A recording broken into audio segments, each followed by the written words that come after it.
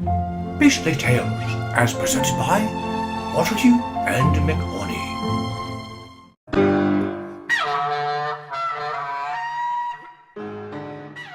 The story of the little mole who knew that it was none of his business. One day, the little mole poked his head out from underground to see whether the sun had already risen. Then it happened. It looked a little like a sausage, and the worst thing was that it landed right on his head. How me? Cried the little mole.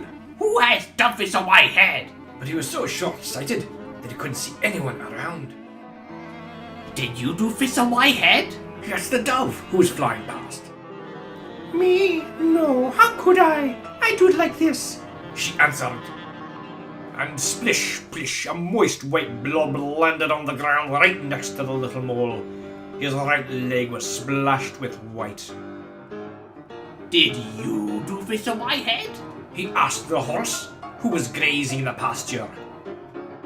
Me? No, how could I? I do it like this. And flump, plump, 5 big fat horsey apples plopped down within a hair's breadth of the mole.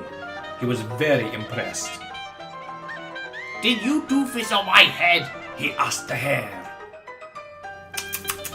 Me? No, how could I? I do it like this.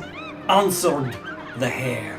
And rat-tat-tat, 15 little round beans shot past the mole's ears. He saved himself with a daring leap. Did you do this on my head? He asked the goat, who'd been dreaming a little. Me? No, how could I do it like this. She replied, and plippity-plop, a pile of toffee-coloured little balls tumbled onto the grass. The little mole found them almost appealing. Did you do this on my head? He asked the cow, who was chewing the cud. Me? No, how could I? I do it like this. And kersplosh!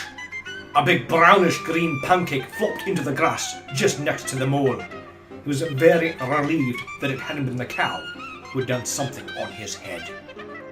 Did you do this on my head? He asked the pig. Me? No, how could I? I'd do it like this. Replied the pig, and plop splat! A little soft brown pile fell onto the grass. The mole held his nose. Did you do this on my... He was going to ask again, but as he came closer, he saw only 2 big fat black flies, and they were eating. At last, someone will be able to help me. Thought the mole. Who did this on my head? He asked excitedly. Keep nice and still. Buzzed the flies. There was a short pause, and then... It is clear to us that it was a dog. Finally, the little mole knew who had done the business on his head.